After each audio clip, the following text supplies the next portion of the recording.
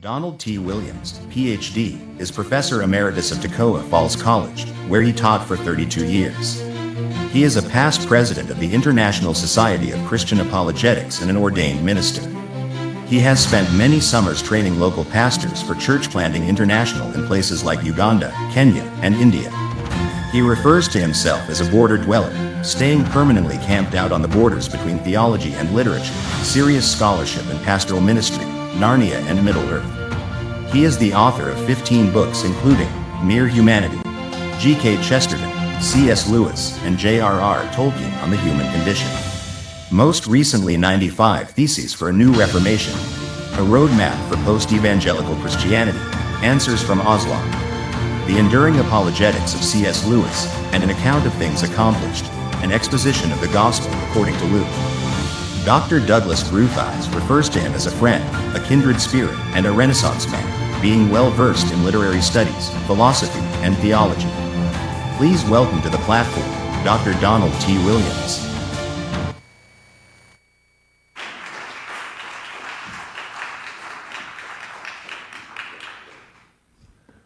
Good evening.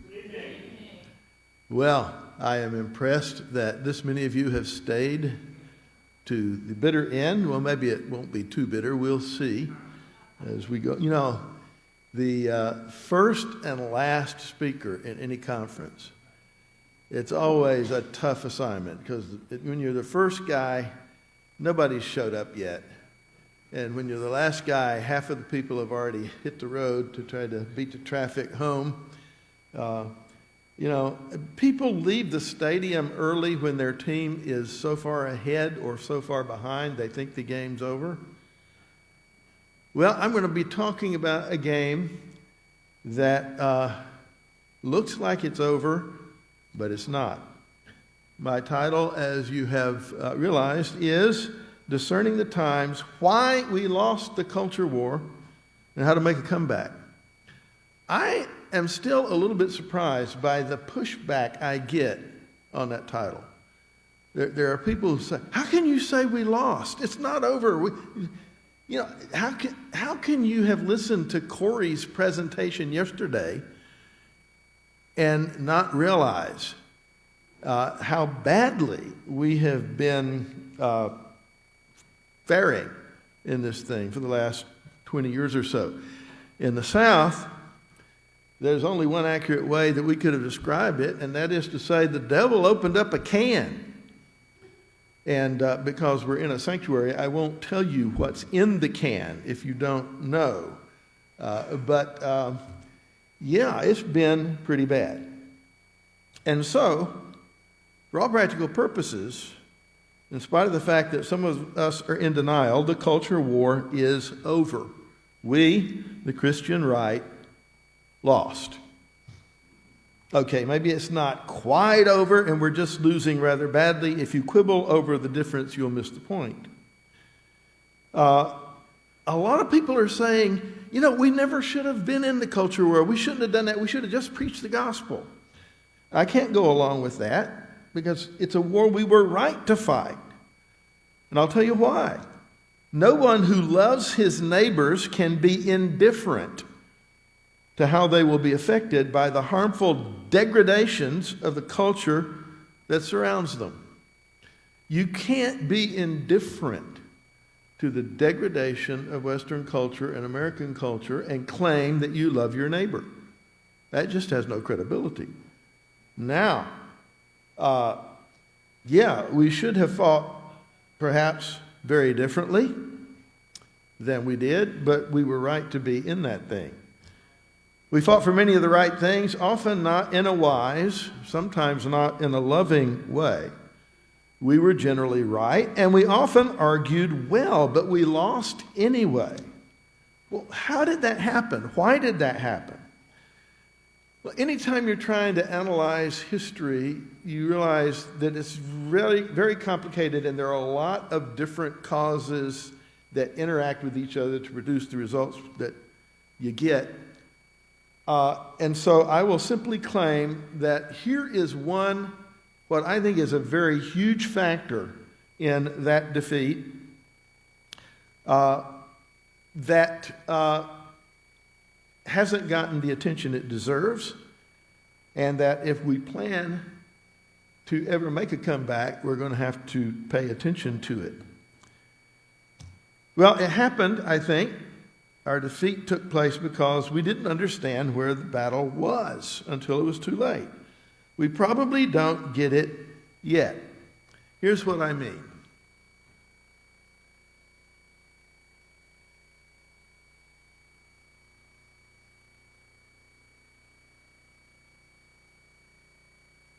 I assume the right arrow makes it go forward. There we go. Okay. And that was too much. Okay. No, it's not going to give me... Okay, see, in the brilliant way in which I designed this thing and the way it actually works on my computer is each one of those things was going to pop up one at a time. But you're getting the whole slide at once for no extra charge. Okay, so I'm saying one of the reasons we lost is we didn't understand where the real battle was. Where was it? Well, the founding documents of the American Republic, from the Mayflower Compact to the Declaration of Independence to the Constitution, are on our side. They really were. Nobody cares. Nobody can even tell. Nobody thinks it matters. We lost the culture war on that score because we had lost it earlier on the more basic front of, and now I'm supposed to click the thing and the word hermeneutics pops on the screen, so dramatically timed to have the maximum impact. We lost it earlier on the more basic front of hermeneutics. We lost, in other words, because we did not pay sufficient attention to changes taking place in our schools and colleges in the way reading and writing are taught. A major shift has taken place there in the last century, one with serious implications for every other issue we deal with.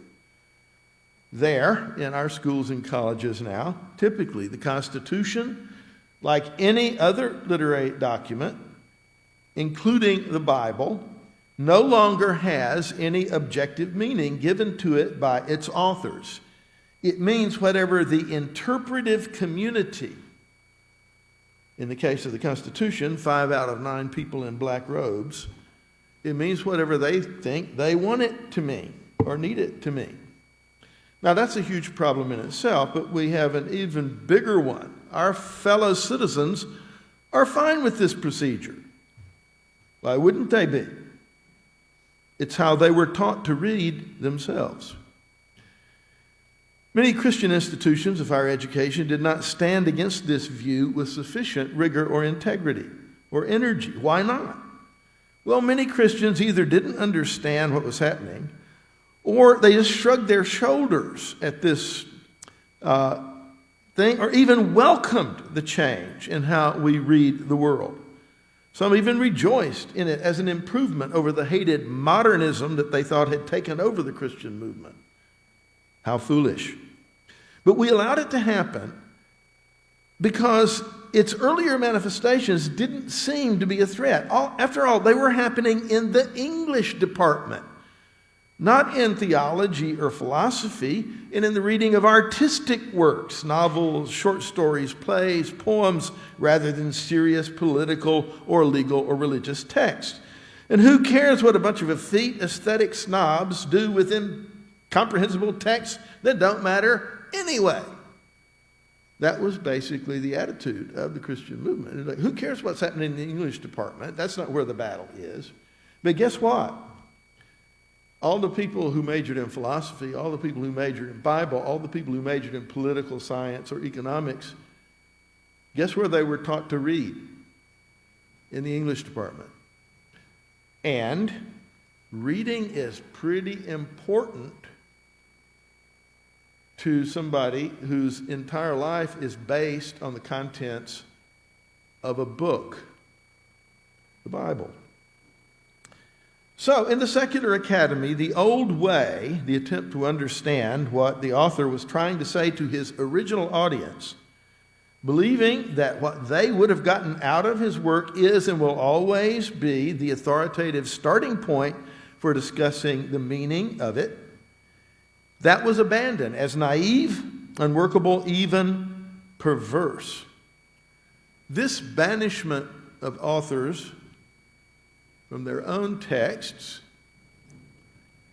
was first crystallized by the new critics of the mid-20th century in their concept of the intentional fallacy. In fact, I think I'm in the wrong place here. Yeah, we still need to be back there. That my monitor screen is so small, I can't really tell what's on it for some strange reason. Okay. This banishment of authors from their own text was first crystallized by the new critics of the mid-20th century. By the way, when you name your movement, think about what you're going to call it. New critics seemed like a good idea at the time because they were new. They're now old. In fact, they're all dead. Postmodernism. It's like, what's going to come after that? Postmodernism? I mean, think about it. Give your movement a name that makes sense. And it's kind of like getting a tattoo, right? You know, what's that tattoo going to look like after your body has aged 50 years and isn't quite the same shape it is now? Okay, mid-20th century, the new critics, and they had a concept called the intentional fallacy. Just pay attention to what the text says in itself, they argued reasonably. The author's intention for it, whatever that might have been, is a misleading distraction in the process of interpretation. The emphasis on close reading of the details of the text itself was sound. But wait, did authors like Wimsatt and Beardsley and the teachers who followed them intend for us to focus on the text as a thing in itself rather than as an act of communication by its author? Did they intend for us to ignore the author's intention when they wrote their books? And did they intend for us to pay attention to that intention, which was for us to not pay attention to author? This whole thing, you know, the self-contradiction at the heart of it is pretty hard to miss in its current manifestation, deconstruction. But the antecedents of it was already self-contradictory from the beginning. The aestheticism of new criticism, its focus on works of art, masked for a while the ideological use that could be made of this new author-free way of reading, not only in other texts, but in the literary works themselves. And so most Christian professors of literature simply picked up this approach to literary texts with never a thought as to what would happen if some of its presuppositions were applied to other texts. And indeed, for a while, close reading produced genuine insights into the text as works of literary art. But meanwhile, the exile of the author found its fulfillment in the death of the author, espoused by current postmodern critics. No, that's definitely not where we're supposed to be.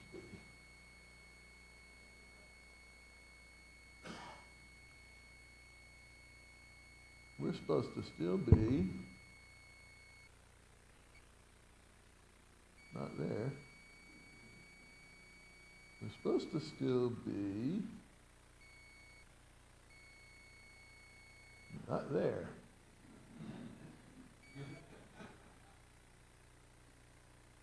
Okay, never mind.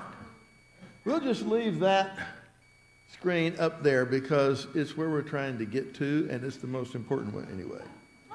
All right. Pay no attention to the pretty pictures on this that are not on the screen. The exile of the author found its fulfillment in the death of the author, espoused by current postmodern theorists. Now the very distinction between literary texts and other texts is broken down. Now all texts can be mined for their aesthetic value or their ideological usefulness or anything else the critic wants to find in them. The one thing texts cannot do, are not permitted to do, is to allow our ancestors to share with us the wisdom of the past. The chronological snobbery C.S. Lewis warned us about now reigns supreme. The end result is that today, if you try to apply the old method, the search for the author's meaning, technically called grammatico-historical exegesis, if you try to apply that approach to any cultural document, people stare blankly at you as if you were speaking a foreign language. That's one of the major reasons why, even when we had good arguments on the more recognizable issues in what was called the culture war, those arguments had no traction. People just walked on by as if nothing had happened. To them, nothing had. Sadly, this blank stare is not limited to secular people outside the church. I can tell you that it occurs in many students in conservative Christian colleges. They may say something very different to me when off guard in the cafeteria from what they put by rote on their hermeneutics exam for their Bible professor. Outside of class, they take it as a self-evident truth, needing no support, that readers create meaning in rather than receiving it from the text. It's not just that they believe this, but you do not receive meaning from the text. You create the meaning in the text through the process of interpretation. The interpreter gives the meaning to the text, not receives it from the author. Readers, not authors, are the source of meaning. It's not just that they believe that, they take it as a self-evident truth that needs no support. And when you ask them to try to justify it, they just look at you like what language are you speaking all of a sudden? I don't know how to function in any other world than that, okay? They don't know it, but they've picked up by osmosis the epistemological skepticism of postmodern hermeneutics. Readers, not authors, are the source of meaning. Authors have no authority. Their presence at the moment of text construction has no historical or hermeneutical relevance. That would, horrors, interfere with the freedom of the interpreter. The free play of the mind in the text, that's a buzz phrase of these guys, trumps all other considerations. These students typically don't use any of the jargon. They think deconstruction is people questioning their faith, rather than people reading documents with the presupposition that there can be no definitive meaning there, and that the appearance of meaning or of truth claims is something that is a social construct that has to be deconstructed and undermined and overturned. And that's the whole point of reading. They typically don't know any of the jargon, but they have absorbed all of the assumptions. And few of their professors are equipped to challenge those assumptions. Their Bible professors can refute the old higher criticism, but not the new hermeneutic. And their English professors had to spend their graduate careers pretending to take the chic nihilism of postmodern theory seriously if they wanted to get their degrees. Not all of them came through that experience unscathed, and many of them had never been told that any other view was possible. Now, no matter what you say, even if you still call the Bible the Word of God and think of yourself as a loyal son or daughter of the church, once you have adopted this view, authority has been transferred from the text to you, the individual. Not only is there nothing to stop you from remaking the text in your own image, in the next step, is remaking the natural world in your own image, or the image you think you have of yourself, as in the trans movement. Not only is there nothing to stop you from remaking the text or the natural world in your own image, you have actually been taught that it is your right to do so, and that doing so is unavoidable. Meaning is in the eye of the beholder. Biblical authors cannot be made an exception to this principle once it rules the mind unchallenged. Yes, we lost the culture war, and most of us have no idea how badly and how deeply. Many of our own children, even the pious ones, are more influenced by the culture at this critical point than they are by the Christian tradition. Can that influence be unrelated to the fact that, according to many studies, they are only marginally better than the world in their practice of Christian morality? Readers empowered to create their own subjective meaning rather than exhorted to find the objective meaning left behind by the author are foxes put in charge of the hen house when fallen human nature runs up against the demands of the law of God. So we lost. Okay? We lost because we didn't understand where the battle was. In other words, we were fighting abortion, which needed to be fought. We were fighting homosexual marriage, which needed to, we were fighting all these things, but we were attacking symptoms, not the cause. And we weren't paying any attention to where the cause of all this was happening. Okay, why do we have an epidemic of gender dysphoria? Because it's the fruit of teaching people for a generation that there is no objective reality, that there is no objective meaning in the text they are reading, whether they're reading a text of printed material or a text of the world, and that whatever meaning is there, they have to create for themselves. You teach people this for a generation, and then all these other things are going to start changing, and you're trying to argue against the symptom while ignoring the cause of the disease. You're ignoring the virus that's actually driving this thing. Why? Because we didn't think it mattered what was going on in the English department. It wasn't Bible, it wasn't philosophy, therefore we didn't concern ourselves with it until it was too late. So we lost. All right, what do we do now? Second major point, this is where the battle was. It should have been, but it wasn't. Now where the battle is. We lost, what do we do now? Most importantly, we realize that the battle is never finally lost because Christ is still sovereign and he's coming back. I mean, we have to be realistic about the fact that we've lost it in the short run, but not let that make us forget that we haven't lost it in the long run. So there's a sense in which it is, of course, not over and never over. Christ is sovereign and Christ is coming back. Those facts guarantee long-term victory. In the short term, since we don't know when he's coming back, we are to be faithful while he tarries and occupy until he comes. Therefore, the battle we have just lost must be replaced by another one that we fight more intelligently, with a better recognition of our strategic position.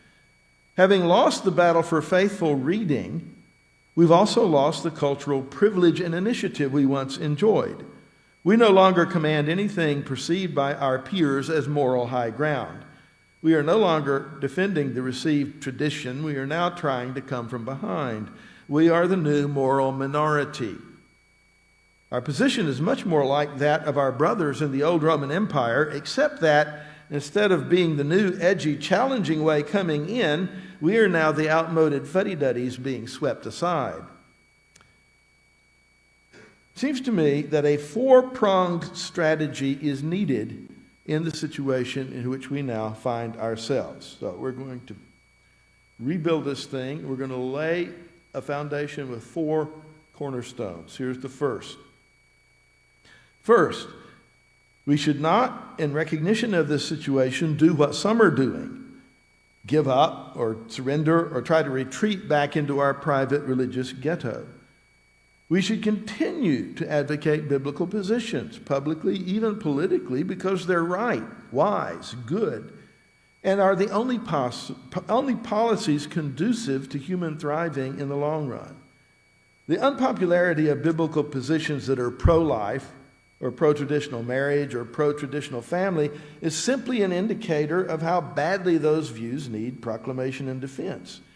But we can no longer pretend that they are a default setting or that they are in any way privileged because there was once a more or less strong consensus in their favor. That situation belongs to an increasingly remote past. Failure to recognize this fact is one of the reasons we keep losing. We're still fighting yesterday's battles. So, we don't give up. We don't retreat back into our ghetto. We don't say, well, we never should have been involved in the culture war in the first place. We don't do the kind of retreat from society that I think is a misunderstanding of Rod Dreher. We don't take his strategy as being the total package for a strategy for victory, but we better form strong communities and make sure our children are getting the faith and not taking it for granted that they are, because you'll be sadly disappointed if you do. We need to do at least that much, if not more. So, never surrender to defeatism, but be realistic about what our position is. We'll see some reasons why I don't think we actually are as we continue. Second cornerstone of this fourfold foundation is we must prioritize reading and hermeneutics and the way they are taught as keys to our ability to witness effectively at all to the truth in other areas, including the proclamation of the gospel itself. You cannot very well argue that traditional marriage or the sanctity of life should be normative if norms are inconceivable to your audience as anything other than arbitrary impositions of power.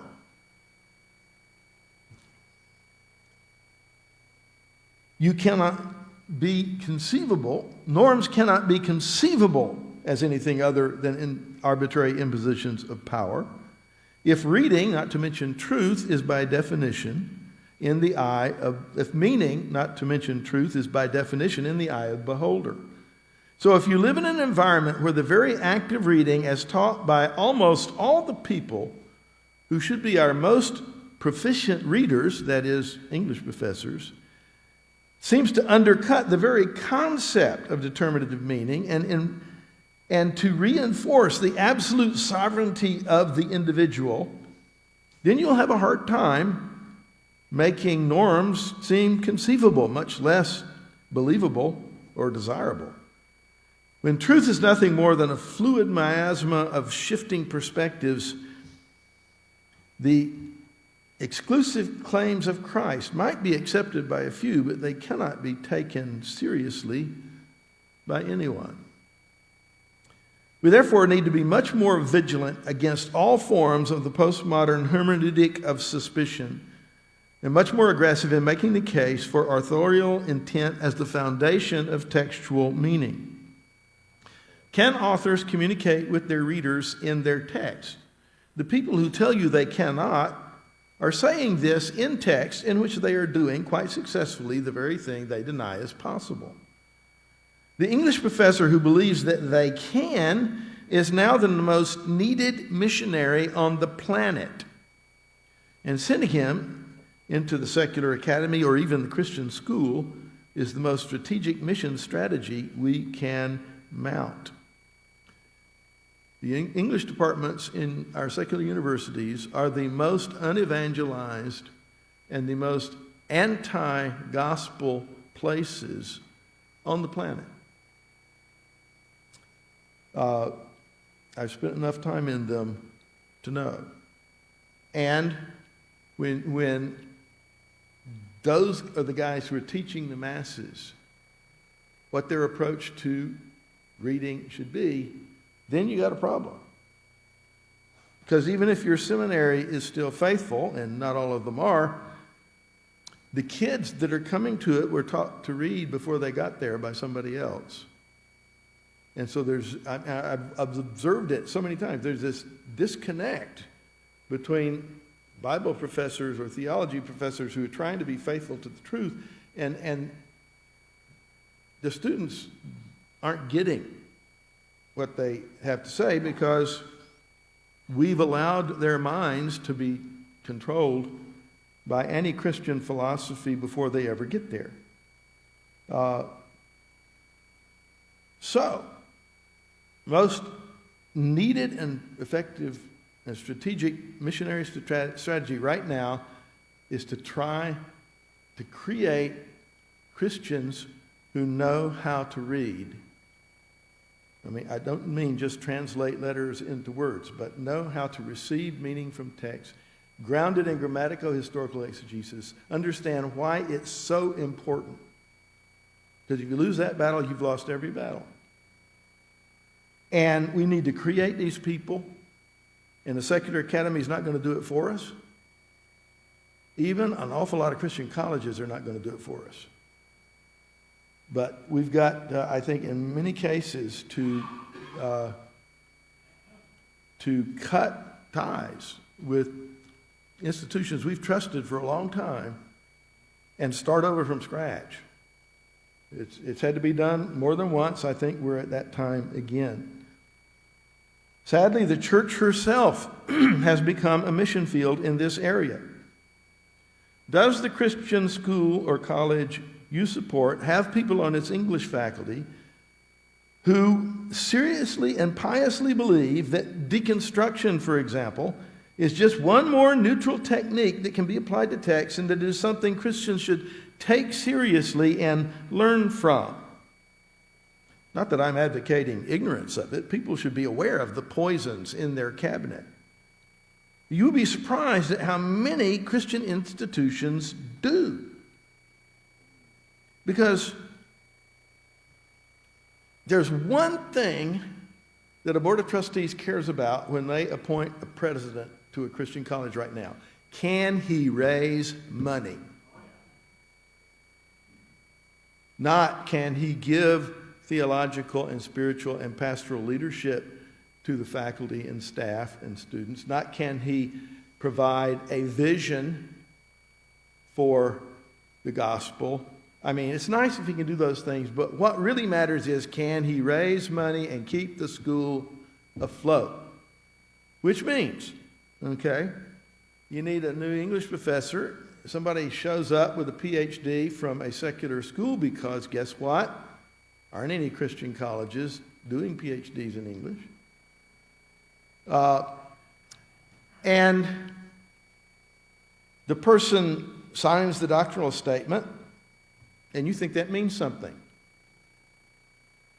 But if that person believes that meaning is in the eye of the beholder, the doctrinal statement as signed by him or her and the doctrinal statement as read by you may be two very, very different things. And they say the right pious phrases and they sing the right choruses, and they're hired and they start undermining the Christian worldview in their students. And it's all done in pious language, and it's worse than what happens in the secular university, because when you go to a secular school, your guard is up. And you know you've got to defend yourself, and in the Christian college, it's probably not. If you hire such people or contribute to their salaries or send your young people to study under them, you are aiding and abetting the enemy. You want to know why we lost the culture war? That's a big reason why. It is no exaggeration to say that the result will be more debased definitions, more moral relativism, and more brutally slaughtered babies. That's what's at stake in the way novels and poems are being read in the English department. It's not just recreational literature or high artsy stuff that doesn't really matter. So, first, don't give up. Second, we've got to prioritize reading and hermeneutics as being a primary, if not the primary, target of a long attempt to take things back. Third, we must recognize the crucial role of the imagination alongside the reason in cultural apologetics. Failure to take seriously the importance of literary art and all the arts in the formation of human minds was one of the reasons we were blind to the shift that took the ground out from under our feet until it was too late. If it had been happening in philosophy or Bible, we would have jumped on it immediately. But nah, it was English. That doesn't really matter. We must not forget that the greatest apologist of the 20th century was the greatest apologist not only because he gave us the rational arguments of mere Christianity and miracles, but also because he showed us what they looked like incarnate in flesh in the Chronicles of Narnia and the Space Trilogy. Most of all, because the two were seamlessly integrated in one unified vision of the wholeness and wholesomeness of Christian truth. You're reading Mere Christianity, you're reading the expository apologetics, and you've got these wonderful analogies like the hall of a house and its rooms as Christianity and the different denominations. You know, that's your imagination that gives you those perfect analogies. And then you're in the middle of the Narnia books and you've got the Narnian trilemma. Is our sister Lucy losing it? I mean, she's claiming there's this world in the wardrobe. There are only three possibilities. Either your sister is telling the truth. No, either your sister is lying, or she's mad, or she's telling the truth. Now, you tell me she's not a liar. It's obvious to anybody that she's not mad. And so until any further evidence turns up, we must assume that she's telling the truth. And children, in the midst of this wonderful imaginative fiction, are being prepared to receive the trilemma when they get to Mere Christianity. You know, it's the imagination and the reason are totally integrated. And, you know, we've got some guys who are good at one. We've got maybe some people who are good at the other. But the integration of the two, since Lewis passed off the scene, we have not seen that. One reason is because we don't value it that much.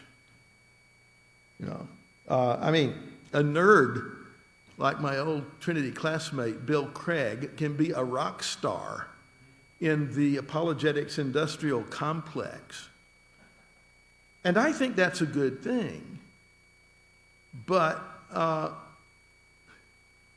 all the people that he's talking to are mainly just talking back to him and to each other. And that is not going to get us anywhere. Okay.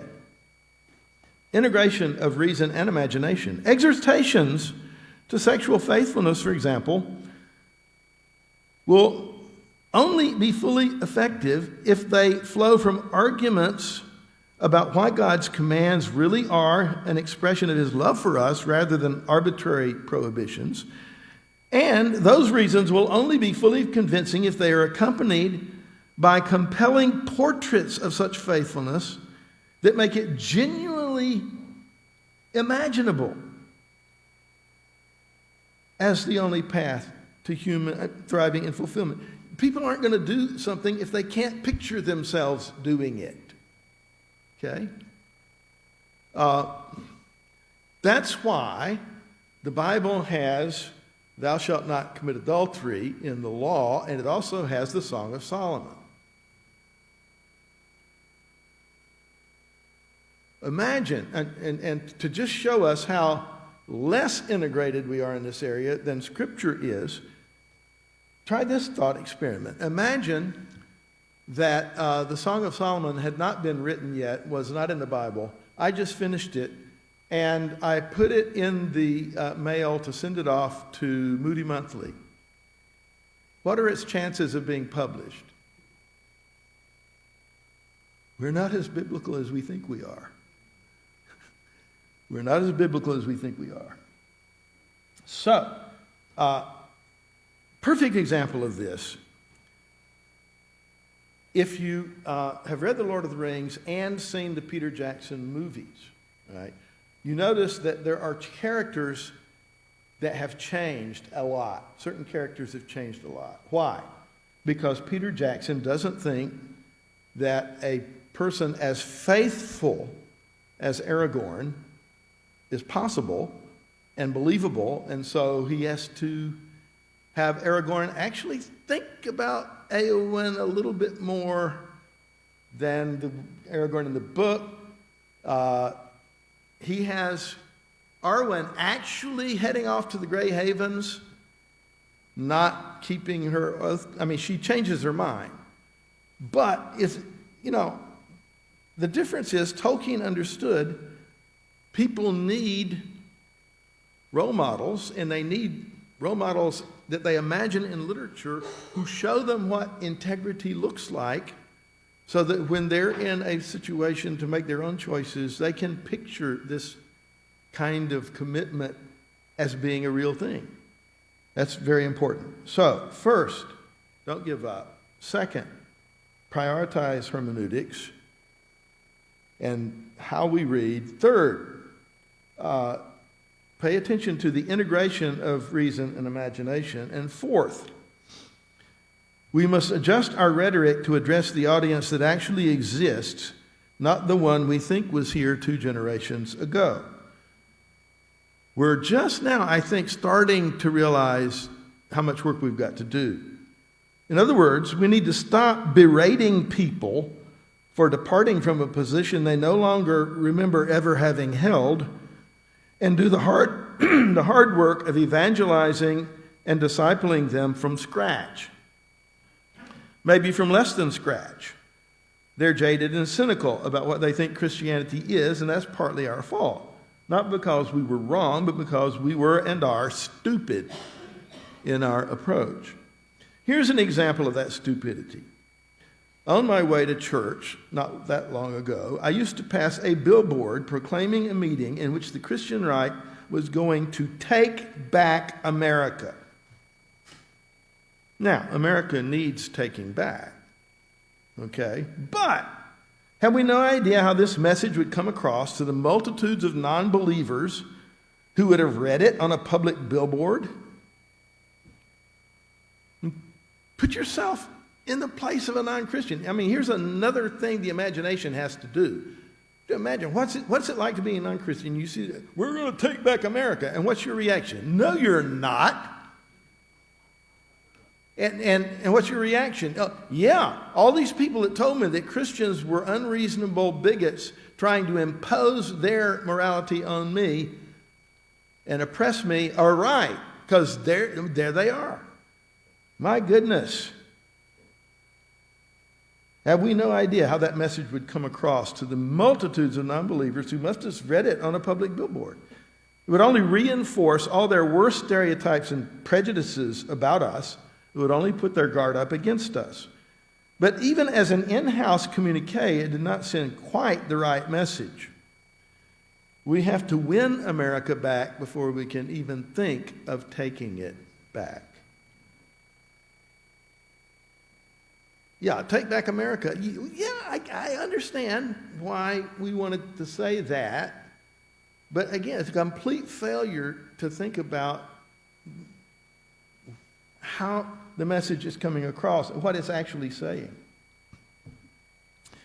So, in conclusion, it's finally about recognizing where the real battle is, something we've not been very good at. We don't understand that it is too late to preserve the American Republic. We have to restore it, a very different thing. If we don't understand that we have lost the ability to appeal to the old consensus, and we need to stop acting like it is still there. If we don't understand the need to continue our political opposition to abortion or perversions like same-sex marriage, but stop putting any hope in those efforts until we do a better job at the prior task of evangelism and discipleship. If we don't understand that you cannot win the battles for theology and philosophy and ethics if you lose the battle for philology, literature and reading. You all know that philosophy is phileo plus sophia, love of wisdom. Philology, phileo plus logos, the love of words. Philology is an approach to literature that includes grammatico-historical exegesis.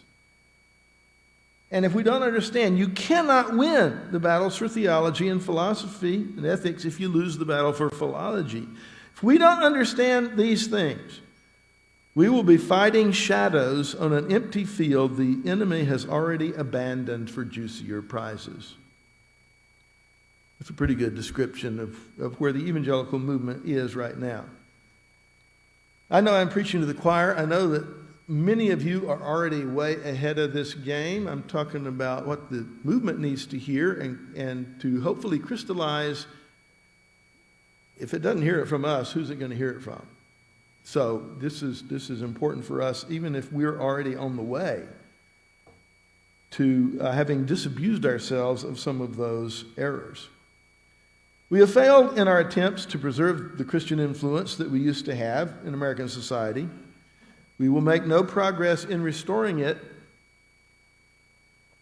until we recognize that fact and deal with the situation we actually face.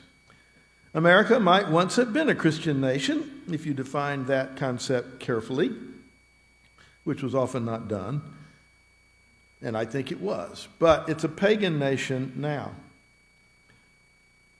Till we get serious about evangelism and discipleship, that is not going to change.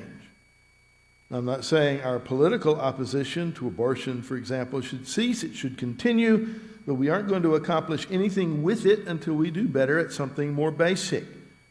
That means treating pagans as pagans in need of the gospel, not as faithless, traitorous Christians in need of shaming. I mean, listen to the rhetoric that some of our popular preachers use when they go after these guys, and you'll realize what I'm saying. Pagans need to be treated as pagans in need of the gospel, not as faithless, traitorous Christians in need of shaming. This is true even when the pagans in their ignorance self-identify as Christians. Our positions have been correct, but our rhetoric has been scientifically designed to lose friends and alienate people. Well, we are succeeding at that. Better wise up now than later.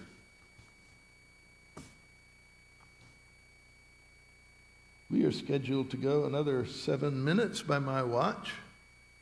So if anybody has any questions, I will be glad to listen to them. Might even answer them. You never know. Mm-hmm.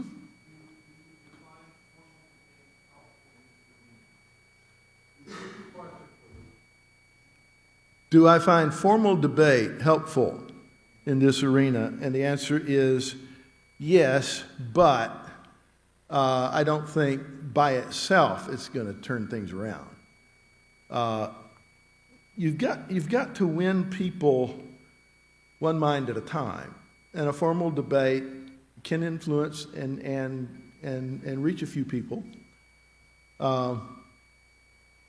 It was interesting listening to Corey yesterday talking about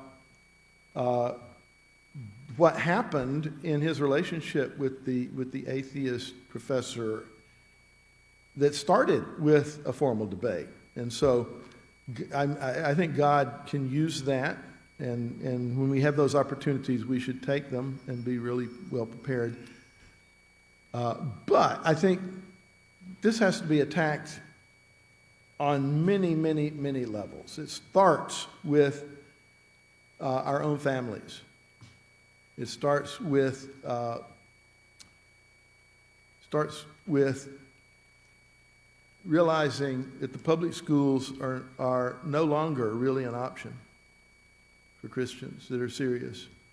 And if that means homeschooling, then we better do a good job of it and not just be creating a new Christian ghetto or a new Christian bubble.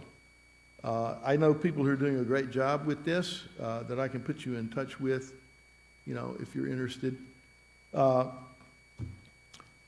But yeah, I think it's got to be starting at the cradle. My sister who's now retired, was been her whole career as a first grade teacher. And she told me, on the first day of school, I will know whose mothers read to them as an infant and whose didn't. I will know that on the first day of school. And many studies have shown that it is one of the most powerful indicators of academic success. Reading nursery rhymes to your kids before they can even talk. And starting there and going forward from that place. Finding apologists and when you find a pastor, when you find an apologist that's doing a good job with a more holistic approach than some of us have had, go out of your way to support those guys. And make my book table bare. That would be a very practical approach. Yes, ma'am.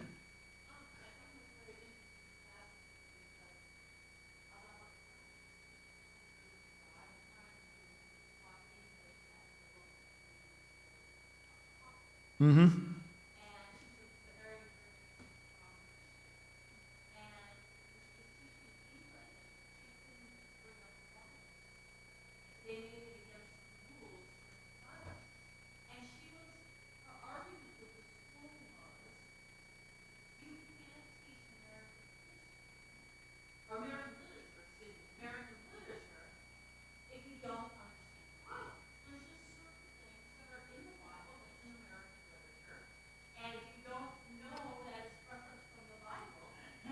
No. Every generation of American writers, right up until this one, knew the Bible and assumed that you did too, whether they believed it themselves or not. So yes.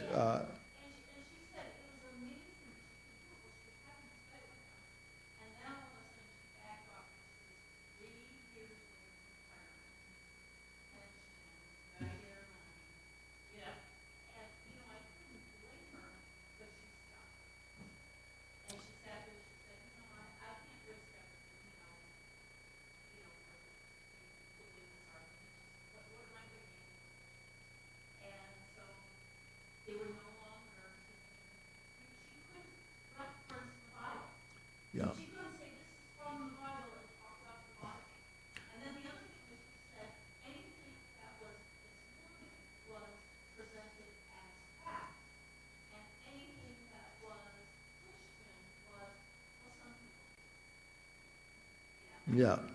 Yeah. So, I hope you're able to hear that. There's probably too much for me to try to repeat.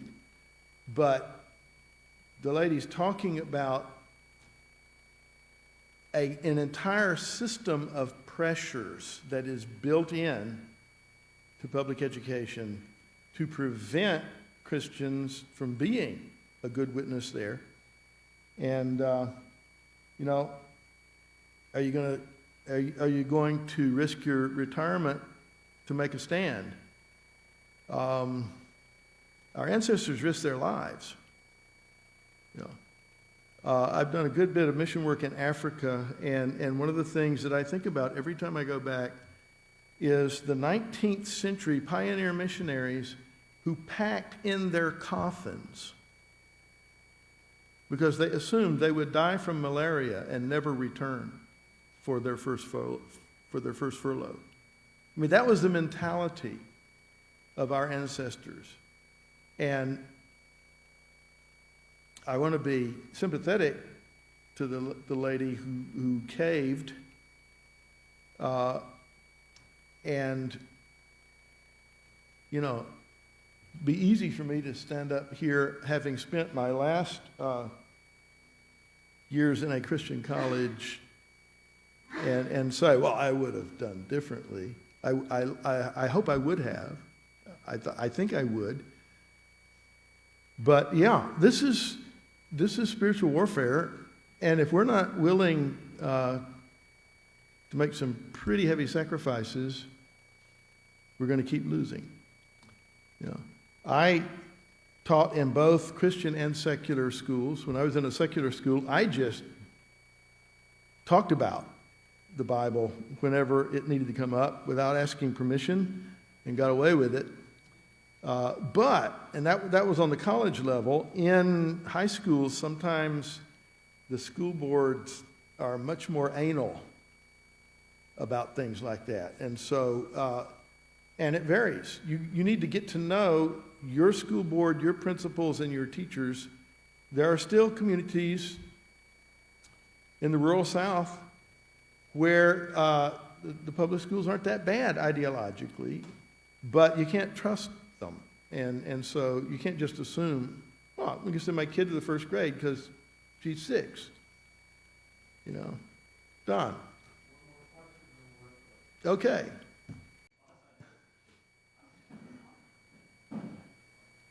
A philosopher of science, the question is about whether or not science is pursuit of truth.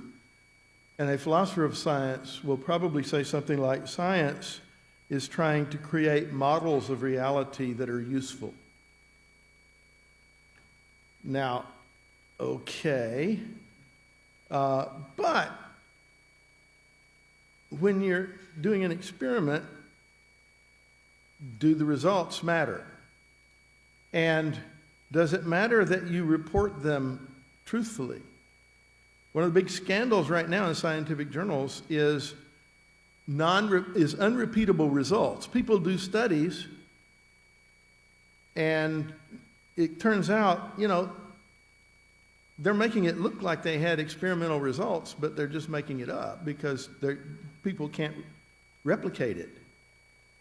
And so, yeah, this is a big problem in the scientific community, and the implications of it are truly frightening.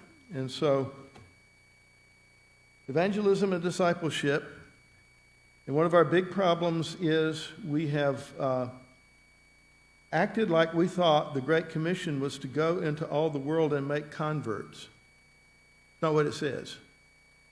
Now, you have to make converts as the first step to making a disciple, but until you have made a disciple, baptized in the name of the Father, Son, and the Holy Spirit, and in the process of learning all that He's commanded to do, all that He's commanded us, Jesus gives His definition of discipleship right there. You haven't fulfilled the Great Commission, and we didn't. And that's one of the other big things we need to repent about. But right now, I'm going to repent of being long-winded and let the other Don take over.